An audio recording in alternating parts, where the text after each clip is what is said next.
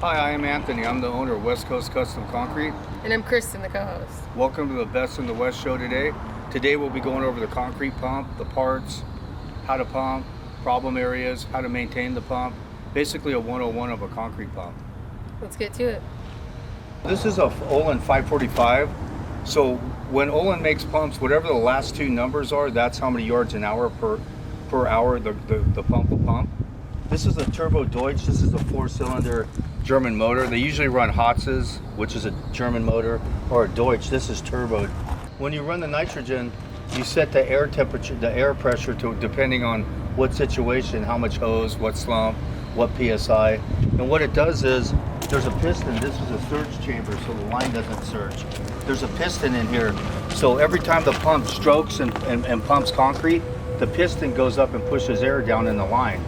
And if your line's jerking, you got to bleed the air off. Or if you hear this piston knocking, ping, ping, ping, it means you have too much air on it. So pretty much just by watching what it does, you can adjust it and dial it in correctly.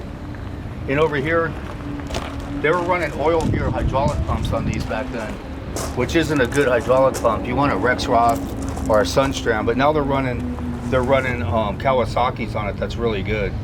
And this is a wash box here. It has 5 gallons of hydraulic fluid in it. So when it sucks and pushes, it goes back and forth, the piston's in it. So you change this box if you pump every day about once a month.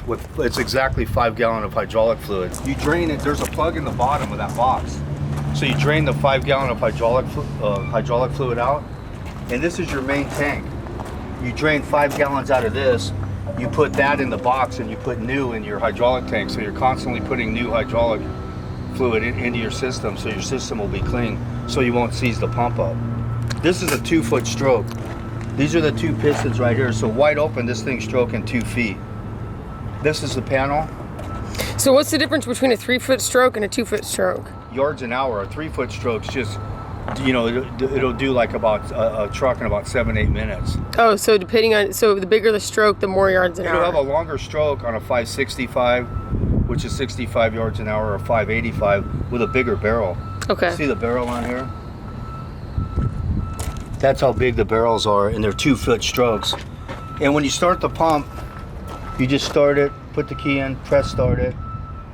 This is your volume, how fast you're pumping. So you adjust this with your air to your throttle. You get all 3 of them dialed exactly, and the thing will it'd be like a heartbeat, it won't move. And when you open this, when it grabs right there, that means it's wide open. So then you adjust it in slower. And if you open it all the way up and you leave it like that, it'll strip that. You got to do it till it grabs right there. That's wide open. So I'll prime it out about 7 turns in. 6, 5, 6, 7, like right about there. I'll set the air. If I have 150 feet of hose, I'm pumping a 5-inch slump. I'll probably put 150 pounds of air on it. These pumps are really nice because whatever's going wrong with them, it'll tell you. Like if you're pumping and it's missing strokes, there's poly packs in these cylinders that if you open this box and there's concrete residue in it, you need to change the poly packs, the mud cups they used to call them, in your cylinder.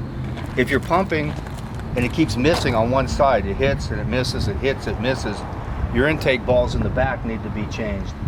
And if you're washing out with water and it's spraying water up in the air, your discharge balls are worn out. But you can come over here and get in there. If you see the balls in there, when they're all scuffed up, it means they need to be changed. But the pump will tell you whatever it's doing. You'll know just by watching. You can hear it when it's going to plug. You'll hear the hydraulic pump starting to wind out. You'll hear it and you'll see it pressuring up real high right here. This is the line pressure. So it'll be banging up real high, and your pump will be bam and slamming extremely hard while you're pumping. And so in your experience, if you plug up, would be the first, depending on where you plug up, would be the first thing to do is jog it, or no? No, it's real simple. If you set your air, just use it for example, hypothetically. If you set your air at 150 pounds and you're pumping and you plug up and you come back here and it's exactly at 150 where you set it, the plug will be in the manifold. There's no line pressure. It'll be in here, guarantee it. Or right off it on the reducer, there's a rock this far. It's from here back. So check your reducer first, there'll be a rock in the end, or it's in the manifold. If you set your air at 150, and you come over here and it's pinned up at 400, 500, 600, where you ran 2.5, where you reduce it down to 2, it's in that reducer or past the reducer in the 2-inch line. Okay. So you start walking on the hose with your foot like this, and it'll go hard, hard, hard, and then when you hit a soft spot, it's right here. So then you gotta bleed the air off right here to 0. I turn the pump off, and then I unclamp it, because when you unclamp it under pressure, a pea gravel pump, there's not a reverse where you can suck off the pressure. Like the hard rocks? Yeah, you can't suck the pressure. So when you unplug it and unclamp it, the piston goes forward. Oh, so it can easily banana your It's hose. kind of a good pop. It won't banana it. It just, when you unclamp it, it's going to explode. And then I've seen some people lately that they just run 2.5 all the way down. Yeah, I don't get that, but I don't know, because I just run mainly 2-inch. I always have. Because most of the new guys just run 2.5. Is that just from inexperience? I think so, yeah, because there's no reason to run 2.5 the whole way out and drag that around. I usually run 1 or 2.5s off my pump, so there's not so much back pressure, and I run 2 the rest of the way. Oh, okay. If I have 200 feet of hose, I'll just run 2 25 sections of 2.5. And I noticed too is that those come in 50-foot rolls. Why'd you cut yours in 25-foot sections? Well, after 20 years of it, 50-foot rolls when you plug, and some of the hose I had was Goodyear and stuff, and it's extremely heavy. It was just getting taxing. So if you cut them in 25s, you can shake out a 25-footer no problem. So it's easier on your body. Yeah. Let's check out the back of my truck. And I've also heard in some areas they don't let you wash out in the truck. I can't even relate to that. I don't know. What do they do? They got to put a rabbit in and clean out each hose individually? I don't know. I've never done it, but the significance is of it, the faster you get out of there, the faster the truck gets back, the more jobs the ready mix plant. So you got to work together at it. I don't understand why they would tell you that. And for everyone who doesn't know what a rabbit is, what is a rabbit? They'll use like newspaper or sponge, and they'll put it behind the prime, so the concrete, then the rabbit, then the primes stays in front of it, because if it keeps catching up into it, it'll separate and plug you up. When you prime out? Yeah. This is the system. This is a heavy duty end. This is Redline ultralight hose, so it's super light too. Let's just go back to the first question that I just asked. So what do you prime out with your P-Rock pump? Just water. Just water? Yeah, just a couple gallons of water. I've seen some people also with a big rock, they do like slurry pack or whatever that is, slick pack. It's a swing tube, because it sucks and pushes, so there's a gap in between. You know how you see it? Yeah. This is simultaneous like a water hose, a pea gravel. One side's sucking, one side's pushing. Oh, okay. So that's necessary with the big rock. Yeah, you got to use like a slick pack or sand slurry, like 1 yard of sand slurry or half a yard, or if you got a long hose run, works perfect. Oh, to prime it out? Yeah, 1 sack of fly ash, 1 sack of cement, 2 sack slurry. And fly ash pumps easier than straight cement? Yeah, so if you're going to prime it out with sand slurry, use a sack of fly ash and a sack of cement, just a 2 sack. And why do they put fly ash in concrete? Fly ash is a coal byproduct that's used all over the world, and it's toxic, and they have nowhere to get rid of it, so they embed it all over the world in concrete, and it comes to strength with the chemical reaction with cement. So it'll bring it to strength. In Roman days, they used volcanic ash, which is better because over time it gets stronger and stronger. So what kind of air filter and fuel filter do you have on this pump? These are just Napa filters. That's a good question, because when the pump came, it has a fuel filter, oil filter. It didn't come with this. It actually happened to me one time. If this diesel sucks air and you're pumping a load and you can't pump it, you literally have to take this panel off on a 100-degree day with 2 trucks sitting there and crack each injector and keep starting it till you bleed the air out of each injector, and there's 4 injectors. So I put this on, so I just hand pump it. I got the theory from the Bobcat. I saw it on a Bobcat when I first started. I'm like, and I put a bigger filter. This is from a 1985 Ford dump truck. So I have 2 fuel filters. I put this big one and I have the small one. And so what would be the perfect situation to get air in there? Like if you're putting fuel in it, or you open the fuel tank and put diesel in it. I don't know. I got air and it sucked in at one time, and I had to take this panel off while I had 2 trucks sitting there, 4,500 PSI on a 100-degree day, and crack each injector. It was one of the worst experiences I had. What a pain. To do. So I put this football or hand pump, whatever you want to call it, and I just pump it. Did that happen on this pump, or was it an older No, it's pump? actually this pump. This one? Yeah, I bought this pump with 800 hours. The people I bought it for blew the hydraulic pump before I bought it, so they put a brand new pump. So when this pump goes, I'm going to put a Kawasaki on it because that's what they're running. How could you blow a hydraulic pump? It's 100% with the hydraulic filter. Oh, so just not changing it? Yeah, you got to change it like every 150 hours. When it gets dirty or plugs up. But I'm constantly putting 5 gallons of new hydraulic in my tank. So I'm constantly introducing new hydraulic fluid. How often do you do that? Every 100 hours, you said? You could, no, the box, you got to, if you pump every day, you change this box every month and a half.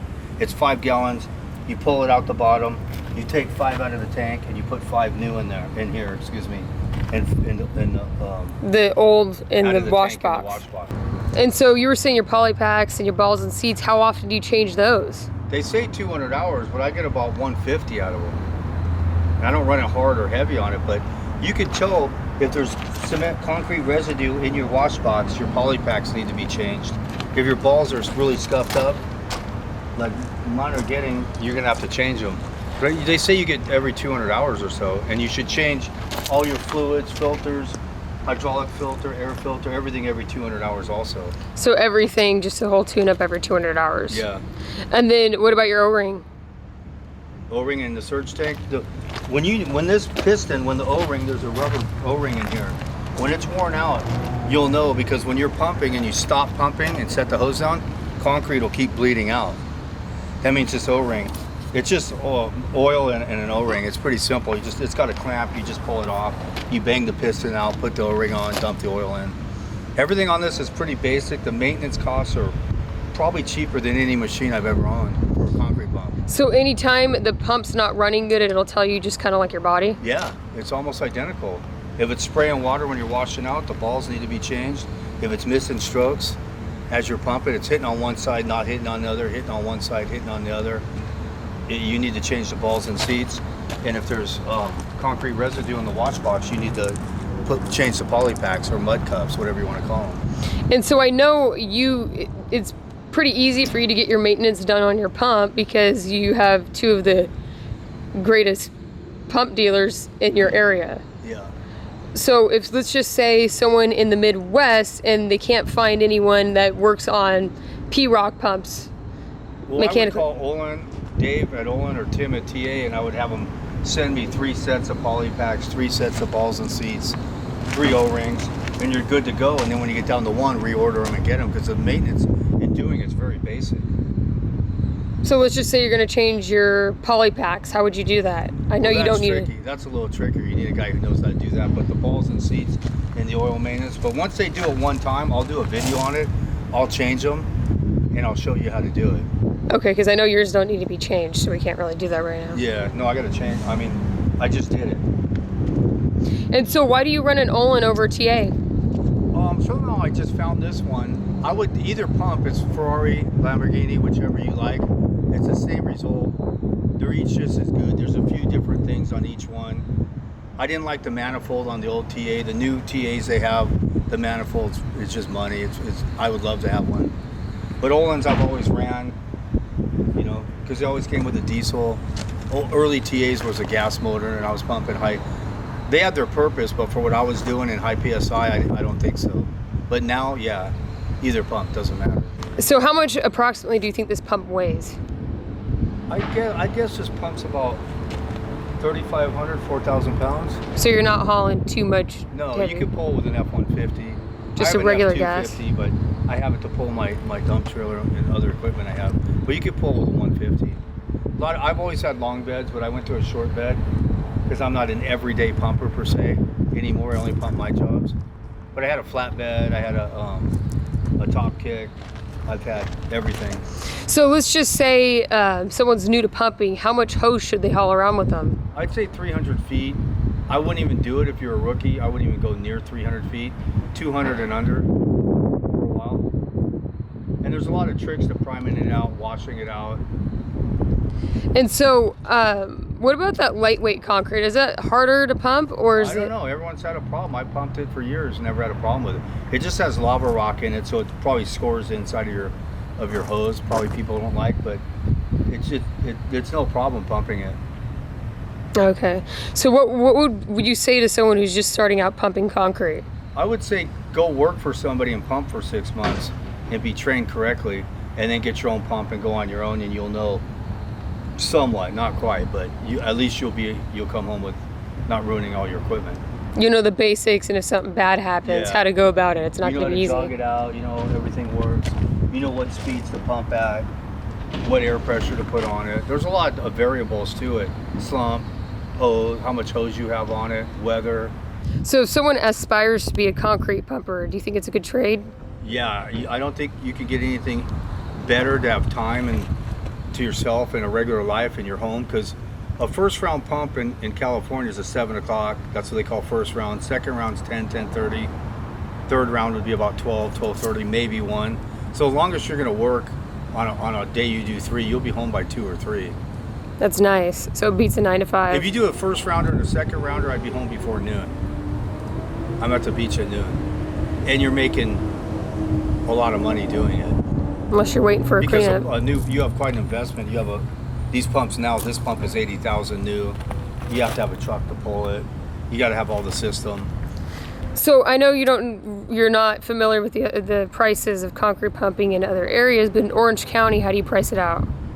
Well, I only pump my own jobs. I'm out of the loop. I'm not sure what the rates are right now, but I'd say $250 setup to set the hose up for 200 feet and less, and $10 a yard, I would guess. I haven't been involved in it 5, 6, 7 years. Well, when you were involved in it, let's just say you pull up on a pump job and it's 200 feet, so you got your flat rate for that, and just a full load, and they came up short and they need a cleanup. How much would you charge if you have to sit there and wait for a cleanup? I'll charge $100 or $150 for the cleanup.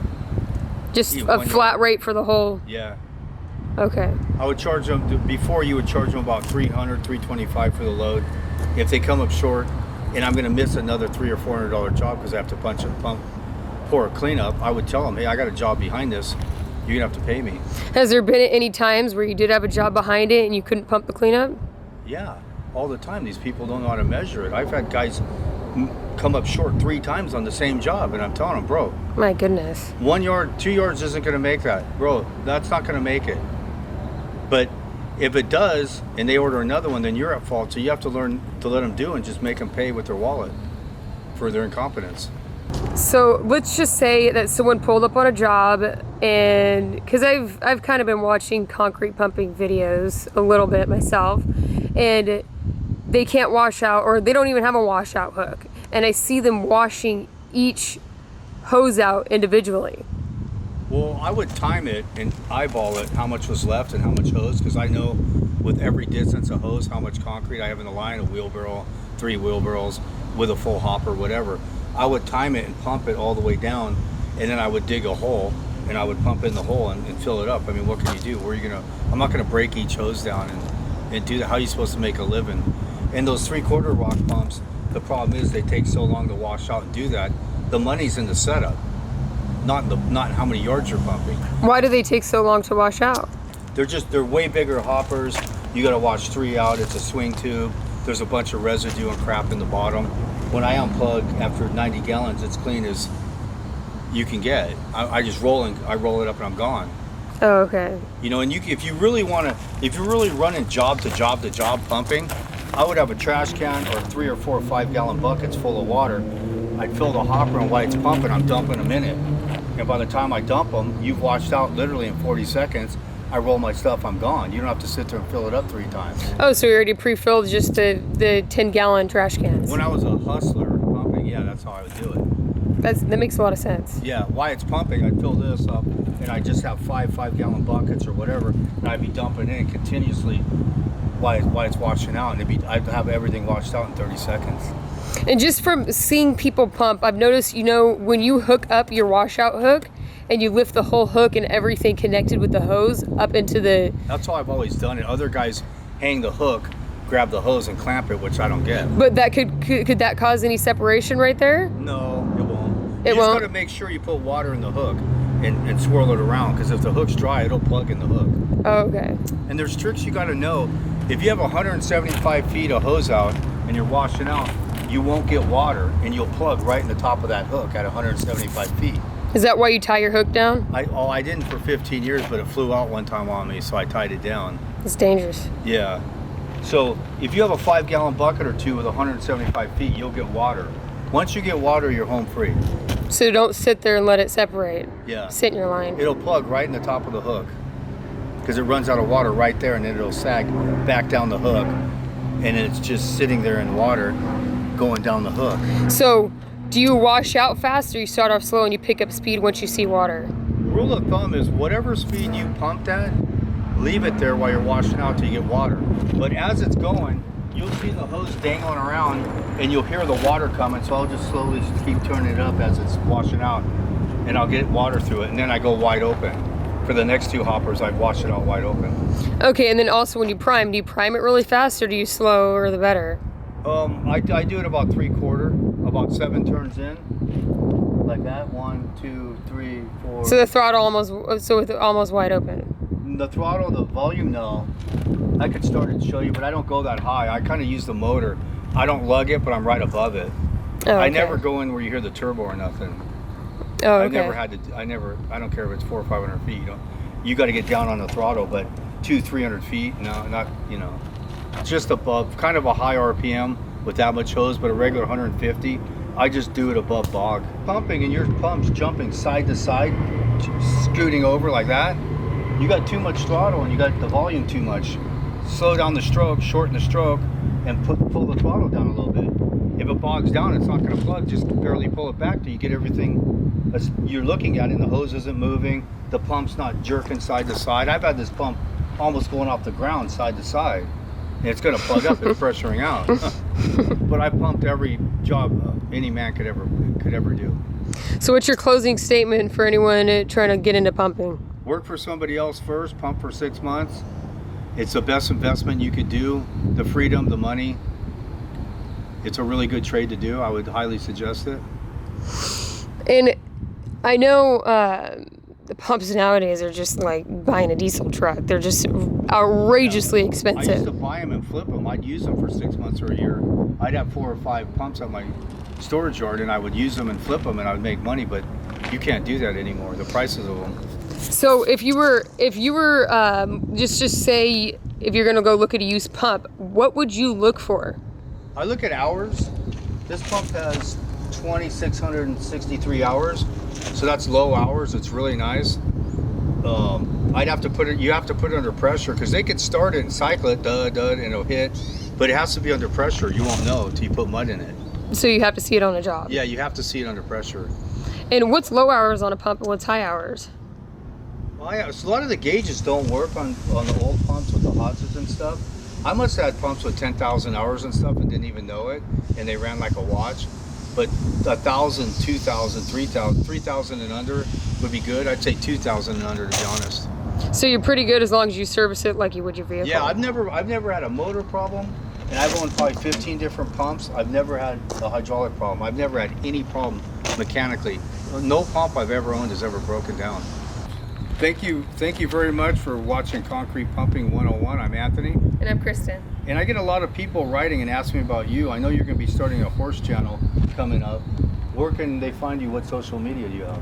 Well, I've just started an Instagram at West Coast Equine, and I will pretty soon start a YouTube channel about, of course, all about horses. So you can check me out right there. So we'll put her Instagram down in the link. Don't forget to follow her. And don't forget to like, subscribe, and share. Thanks for watching.